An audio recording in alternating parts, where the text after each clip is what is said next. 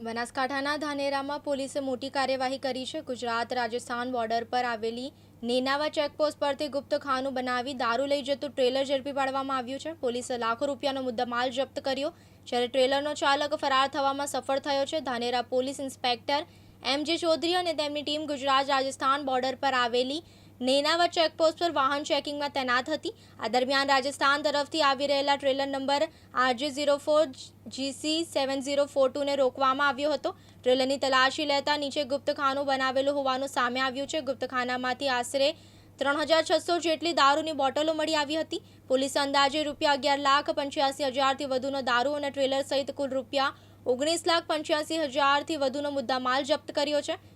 જોકે ટ્રેલરનો ચાલક ટ્રેલર મૂકી સ્થળ પરથી ફરાર થઈ જવામાં સફળ રહ્યો હતો। પોલીસ દ્વારા આરોપીની શોધખોળ શરૂ કરીને કાયદેસરની કાર્યવાહી હાથ ધરવામાં આવી રહી છે। રમેશ સુથાર, દિવ્યાંગ ન્યૂઝ, ધાનેરા, બનાસકાંઠા।